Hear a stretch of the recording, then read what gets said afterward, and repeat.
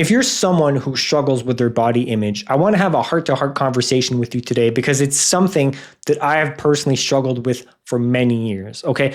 And in today's video, my goal is to get you to appreciate your body, even if it's just a little more, okay? I think that will be kind of mission accomplished for me. So I really want to talk about my own journey and kind of how I work through my own struggles with my body image, okay? So to do this, I'm going to take you back a few years.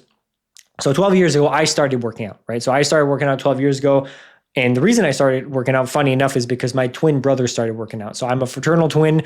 And, people in high school at the time were like, hey, Nick, your brother started to work out. He's getting jacked. Are you going to start working out? And it's like, you know what? I will. And my brother and I were always very competitive in a good way, very healthily so. And I started working out. And what I didn't expect was falling in love with the gym so much, right? And the gym has been my anchor even to this day, 12, 13 years later. It's helped me fight many demons, many internal battles, and it's helped me a lot, okay? And then fast forward a little bit, and I had my high school sweetheart at the time. We were together for a few years, and then we broke up. And I thought life was over, right? I thought, this is it. Life is over. I'm never going to find anyone else. You know how it is when you're breaking up with someone in high school. You think kind of life is over. And that's when I really got into the gym, right? So I started training a lot more and such. And I started training a lot more to the point that I fell so in love with it that I also did a bodybuilding competition. So, I was really, really in love with the gym, the process and such. But what I didn't anticipate as I was doing all these things was the body dysmorphia and body image issues that I would develop along the way through this, right? And, long story short, if you will, I think for me personally, right, a lot of it was my own lack of self-worth. And I thought that I kind of wrapped my entire identity around the gym and around fitness. And basically, it was a form of external validation, right? At a certain point, I wasn't really only working out for myself. I was really working out because I was getting compliments and it made me feel whole. It made me feel accepted, and I was really enjoying that external validation. And this is, after, you do the inner work and such, that's wounding from kind of like the teenage years, if you will, right? But for me, I wanted to continue that because of the external validation and all these different things that I was getting. But I was also really struggling with myself because I was constantly bashing myself, right? Like anytime that I was opening social media as an example, and I would see people, I would compare myself to people. Anytime that I would walk in front of a mirror, I would always find something to criticize, right? Oh, I'm not big enough. I'm not lean enough. My abs aren't good enough, whatever it was, right? And I think we can get so self-critical. And I think we start to criticize ourselves so much and talk so negatively to ourselves that it becomes an unconscious habit, right? We just start doing this as a habit. It starts to become unconscious. Every time, for me personally anyways, speaking from my own experience, every time I would walk in front of a mirror, I would just, analyze myself. I would never look myself with actual genuine self-love and acceptance, right? And that took me many years to do. But just to give you an example of how this got, like how bad this got for me, okay? So first and foremost, like I said, obviously constantly obsessing over my body, right? Constantly obsessing over my body. I needed to always be super lean. I needed to be big enough, which, quote unquote, I never was, and a variety of other things there. Also, one thing, not only was I comparing myself to other people, constantly checking in the mirror, but I would also be canceling a lot of stuff because my entire life would revolve around the gym, right? So, I would never miss a workout.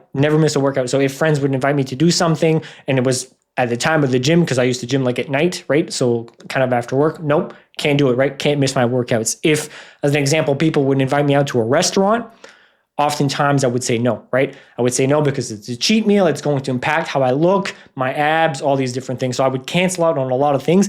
And even if I did go to that restaurant, oftentimes what I would do is I would go online, I would search the restaurant's website, I would go on their menu and actually check what they had on the website and such. Now, some people do this and there's nothing technically wrong with that, but for me, it wasn't from a good place, right? It wasn't just because I'm trying to eat better or whatever, right? For me, it was an obsessive compulsion, right? It was really like, okay, I can't do anything else. I cannot eat anything bad at all. So for me, I developed body image issues. I developed a poor relationship with how I was eating and my nutrition, right? I was eating very well, but I limited everything, right? I would never have any exceptions. And, it got very, very bad at a certain point. So these are different things. Also, as an example, other things, not only was I canceling plans and such, but even though I had a good body, right?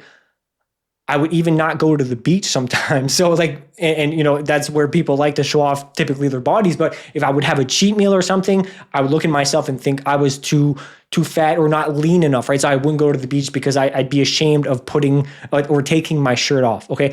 So this is what I'm saying. Like it's for a lot of people, it can get to a point where it's just so detrimental to our lives, right? And I'm sure some of you listening to this might resonate with what I'm saying or might see themselves in what I'm saying, right? And for me, it took me a long time for that turning point. And as some of you know, I've talked about this on the podcast before, but my mother, who's been very sick for a long time, 20 years, I think at this point, the majority of my life, honestly, a few years after that, I got the news that she got stage 3 breast cancer and such. And then when I got that news, that's really when I started kind of reflecting on everything, right? Like my body image issues and everything. It forced me down kind of like this rabbit hole of self-development in a good way, because it really forced me to pause and reflect, right? And see like, why do I have so much shame? Why am I constantly spiraling down into these rabbit holes of negativity? Why don't I love myself, basically, right? What is causing me to have such a poor relationship with myself? Now, again, like I said, external validation, all these different things. I did a lot of work to kind of heal certain parts of myself, doing that inner work, right? Inner child work, all these different things. But honestly, when that happened, as sad as that was, it was transformative, right? As painful as that was, it allowed me to transform in a way where, I don't think I would have if that didn't happen, right? If that was kind of like a catalyst for my own growth and my own transformation. And it was like, okay, this is really the time that I need to start truly working on myself. And the other thing that it made me realize is, as I was watching my mother go through everything and chemo and cancer, right? One thing that I think we don't take into consideration enough is just what our body does for us on a daily basis, what our body allows us to do on a daily basis. We get to walk, we get to breathe, we get to do all these different things. And I know that sounds so simple on paper, but when you've been seeing someone for so many years, not being able to do something that most of us, myself included, take for granted on a daily basis, you start to reevaluate the relationship that you have with your body. And it's not only about how you look, but how it functions, right? Like my mom, still in a wheelchair now, hasn't been able to walk properly for many years, right? Or hasn't been able to walk at all, I should say, for many years, right? And things like that really get to me in a term like, I'm so grateful that I get to get up and walk. I'm so grateful that I get to get up and even go to the gym and work out and move my body, right? So this was a really big turning point in my life. And as I started diving deeper into my own inner healing journey and just self-development as a whole, I realized that a lot of this conditioning and a lot of how we think about, our body image and such isn't even our own choosing, right? It's basically brainwashed into us, whether that's from childhood dynamics, whether that is societal standards, whether it's what we're seeing on social media, all these different things, right? Let's just take societal standards as an example. Let's talk about women for a second, right? Women, a lot of the times, are made to believe that, hey, you should look like this, you should not look like this. You should be that specific weight. You can't be that specific weight. You need to be slimmer, okay? Oh, you don't look like the girl on the magazine cover. You should buy our beauty products so that you look like her, right? Makeup, all these different things. And again, I have nothing against women wearing makeup and such. That's not what I'm saying at all. And also, I want to kind of side tangent here for a second. For any women listening to this, I want you to know something. You are beautiful with or without makeup, okay? That's just something that I want to throw out there because it's a conversation I've heard many times before. And, speaking with a lot of men as well, I think a lot of us agree, and I'm not going to speak for all men here, but we find you very beautiful when you're just in a ponytail and an oversized t-shirt, right? Like I'm just, a t-shirt of ours that you're wearing that's, that's too long for you type of thing. We love that stuff, right? So that's what I'm trying to say here, right? I think we've been molded by so many different things, and it's really not realistic. And I think a lot of us know that it's not realistic, but we keep seeing this data, we keep seeing this information on a daily basis. And sometimes that's been since childhood, and sometimes, it's just as we're scrolling Instagram, right? Social media is a great one nowadays. Okay, I have nothing against fitness influencers, but there's many fitness influencers nowadays, right? So it's easy for us to get caught up in that comparison trap. And it's easy for us to see someone and be like, oh, I wish I had that body here. And then you start shaming yourself. You're like, oh, no, I don't look like that. I need to start I need to start working out. I need to start doing these things and whatever, right? And it's not healthy, right? Everyone knows that comparison is the thief of joy. So that's absolutely not healthy, right? Also, another big one as well could be just like family dynamics, right? So as an example, if you grew up in a family where maybe your parents said things like, you'd look great if you lost a little weight, or no, you can't eat that because you need to lose weight, or any comment about your weight that wasn't beneficial at all and was actually shameful, and that made you feel like you weren't good enough just the way you were, and that you needed to change, and then obviously maybe you actually tried to change to make them happy and mold to their standards or societal standards or all these different things, right? So that's what I'm saying. There's so much conditioning here, right? There's so much conditioning for men as well, right? For men as well, sometimes if you're too skinny, that isn't good, right? So if you're too skinny, you're less masculine, as an example, okay? There's so many different varieties here. Now, I want to also kind of just a quick side tangent here as well, okay? There's nothing wrong with wanting to make a change to your body as well. So if, as an example, you're a guy and you're very skinny and you want to add a bit more muscle, okay? You want bigger arms, you want bigger legs, there's nothing wrong with that, right? There's absolutely nothing wrong with, going to the gym, building that confidence, building that self-esteem, building your body. I think building your body is a great thing. But also, what I want you to just understand here, and I think what's very important, is before you do so, please have a radically honest conversation with yourself. Are you doing it for yourself? Or was it like I was doing for a long time, where it was for the external validation, because I think it would complete me, because I think it would make me whole, just because at the end of it, I just didn't love myself, right? So this is what I'm trying to say. Like I encourage anyone to move physically and exercise and such, but I think we also need to change the dynamic on what healthy is, right? Having a six-pack doesn't make you healthy. And I can promise you one thing, it won't make you happier permanently in the long run. I've been there, trust me, okay? And oftentimes, even when we get that perfect physique on paper, we will still find something to criticize about. I've been there. Trust me when I say that, right? I had good abs, all these different things. I still wasn't happy. I was still criticizing myself all the time, right? So again, I know people that don't have six packs, but they run marathons, right? They're in great shape. They're physically fit, right? And that to me is what is so important, right? It's what can you do to move your body, right? To make you, physically healthier, because I think exercise is the key to everything in life. Truly, I genuinely think it is. I think everyone should be moving their bodies, right? But how you want to, right? For you, maybe that's Zumba classes. For you, maybe that's swimming. For you, that whatever. It doesn't necessarily mean that you need to go to the gym and build a body that you're seeing from Instagram type of thing, right? So you need to find something that you enjoy, okay? And if, as an example, you're a guy, I'm just going to say, I'm going to talk about men here, because a lot of men, struggle with male pattern baldness, right? So a guy being bald or losing their hair, as an example. If you want to have a hair transplant because, it's going to help you build that confidence and it's something you generally want to do for yourself, then go do that, right? Please go do that. There's nothing wrong with wanting to make changes to your body and for yourself, as long as it's genuinely for yourself. That's really what I'm trying to get at. Now, I wanted to share a few things that have really helped me develop a better relationship with myself and my body, okay? So number one being that we have to build that awareness, okay? We need to be aware of what's triggering us and actually how we're talking to ourselves. Because in my case, personally, I was toxically shaming myself for so many years that it became habitual. I didn't even realize I was doing it, right? And where and how I was doing it. So for me personally, my triggers were every time I opened social media and when I was looking into a mirror, okay? And unfortunately, those two things are extremely easily accessible, right? And oftentimes we look into a mirror, we're not even aware of it. We open our phones, we're not even aware of it. So for me personally, that was just that repetitive cycle of shame, right? Every time I would open the app or I would look into a mirror. And what I've learned from my own journey specifically is until we heal that toxic shame, it's very hard to build that genuine relationship with ourselves, right? It's very hard to genuinely love ourselves, okay? And I think the moment you can start catching yourself when you're triggered, that is when the game changes, because then you have a choice, okay? So as an example, you're opening social media, you're scrolling, and then all of a sudden you go down the spiral, right? Oh, I wish I looked like that. I need to look better. Whatever it is that you're telling yourself, or whatever story it is that you're telling yourself. And then you catch yourself, oh, wait a minute. Why am I talking to myself that way, right?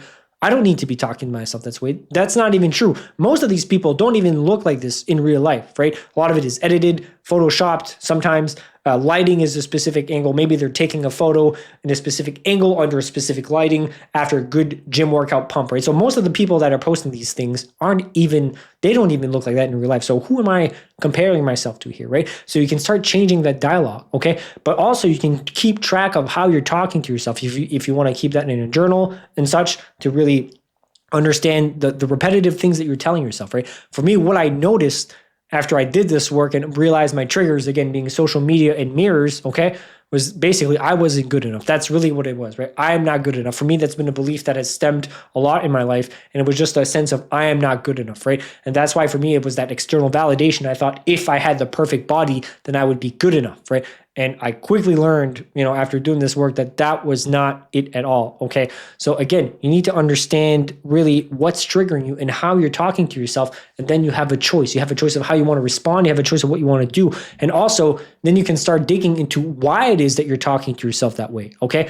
What is it that's causing you to talk to yourself that way and have so much toxic shame that's been building up over many years, okay? So just hypothetical scenario. Let's talk about the example that we gave earlier where the parent, as an example, in the family dynamic would say, you'd look great if you lost a little weight, okay? So if you're someone, for example, who's grown up in a family dynamic where your parents were always criticizing your weight or making fun of your weight or saying something about your nutrition or whatever, anything related to your body image, then you internalize that, right? You internalize that, and typically that becomes the voice that you hear in your head. So oftentimes the voice that you hear in your head may not even be your own, okay? It could be something like bullies from childhood. It could be many, many different things, okay? But in this hypothetical scenario that we're talking about here, this person has now internalized that, right? So what starts with you need to stop eating so you lose weight, or you need to lose more weight, or in this example, you look great if you lost a little weight, that becomes internalized as I, right? So I need to lose weight, or I'm not good enough, or I don't look good, right? So again,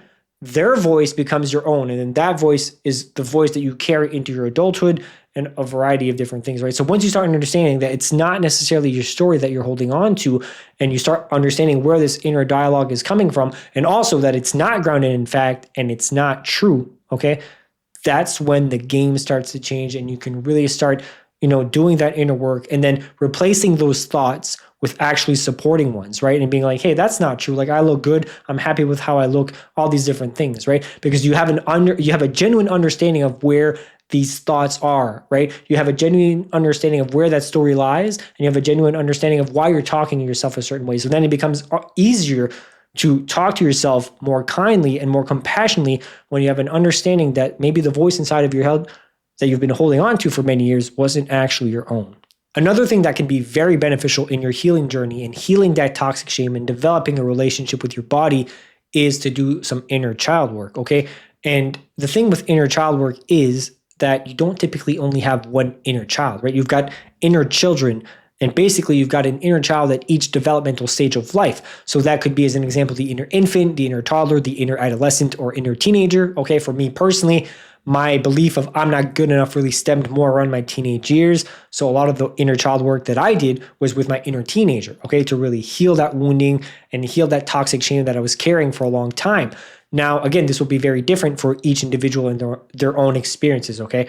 And as an example, if you're someone like we talked about earlier, where you've been brought up in a family dynamic where your parents were criticizing your weight all the time or the way that you were eating all the time, well, it could be a really good thing to do that inner child work and really have these discussions with your inner child, making sure that they understand that they are loved, that they are good the way that they are, and meeting the needs that were unmet at the time, and really just being kind of like that parent for them, right? So these are different ways of also working with that. And of course, inner child work can be difficult. It can be a bit overwhelming. So obviously, I do encourage you to seek someone who's qualified to help you go through that as well. The second thing that I wanted to share is to please stop comparing yourself to other people. Okay. Now, I know this is much easier said than done. I do understand that. But again, it's so important because comparison really is the thief of joy, right? So for me personally, I was constantly comparing myself to social media, to people on social media. So one thing that I did personally is I just started following a lot of people that were triggering me. So again, coming back to the triggers that we were talking about earlier, when I was getting triggered, when I was scrolling and I would see people that were like, oh, I was comparing myself to, I would just unfollow them, right? For the meantime, and it would just clear my conscience, and I wasn't constantly scrolling on people that I was comparing myself to. And eventually I didn't really have anyone to compare myself to, which really just kind of cleared my conscience, right? But even then, for me personally, I was comparing myself to people not only on their body image, but also just on their lifestyle and what they were doing. So I took a break from social media, right? I took a break from social media for 6 months, and was the best decision I've ever made in my life, because when I came back, and what I realized through taking a break from social media for 6 months, was that all the time that I was wasting evaluating other people's life, watching what they were doing, all these different things, I could have just put that time back into myself, right? So by deleting social media and not having, not following anyone and not using any social media at all, I had no one to compare myself to. So all that time and energy wasted on other people was now reciprocated back onto myself, right? And that was the most life-changing thing for me, which allowed me to give myself space and time to actually heal my inner wounding and address the underlying issues, right? And when I got back to social media, I wasn't comparing myself to other people, because I realized how much of a waste of energy it was, right? I'm doing my own thing, people are doing their own thing. And also, truly, what you see on social media, obviously, we all know this, but most of it isn't even real. And the people that you're comparing yourself to, right? The fitness influencers that we're comparing ourselves to, that look jacked, that look shredded, all these different things, most of them don't even look like that in real life. Most of them, when they're taking these pictures, right, it's under perfect lighting after a good workout. Sometimes there's Photoshop editing, all these different things, right? We talked about that a bit later, but I just really want to emphasize that. So please, the second thing I want to share is to really stop comparing yourself to other people, because it's not going to do anything for you at all. The last thing that I want to share is to shift your focus, okay? And what I mean by that is, a lot of us spend so much time criticizing ourselves, but I believe that if we spend so much time criticizing ourselves, we can also spend that time really reminding ourselves of the things that we do enjoy, right? Maybe it's our legs, okay? Maybe it's our shoulders, as an example. Maybe it's the smile that we had, that when we walk into a room, it lights up the room, as an example, right? There are features about yourself that you do enjoy and that you do like, okay? So instead of constantly shaming yourself, also please take a moment to remind yourself of the things that you do enjoy about your body, the things that you do like about your body, because I can guarantee you that there are, right? And the other thing as well that I wanted to just re-emphasize here is, please appreciate what your body does for you, right? Appreciate what your body does for you. I think this is so important, and it really ties back to what I was saying earlier with my mother, right? And this is something I learned just watching my mother go through her sickness and her cancer and all these things, but so many people aren't able to do what we do and take for granted on a regular basis, right? So many people can't walk, so many people can't go to the gym, so many people can't exercise. A lot of people have illnesses and all these different things, right? So if you're in that boat where you can do all these great things and you're able to live your life fully, please take time to appreciate all the little things that your body does for you and allows you to do on a daily basis, right? So again, these are just a few things that I really wanted to share today that have truly helped me develop a better relationship with myself and my body. And I genuinely hope that these things can help you as well.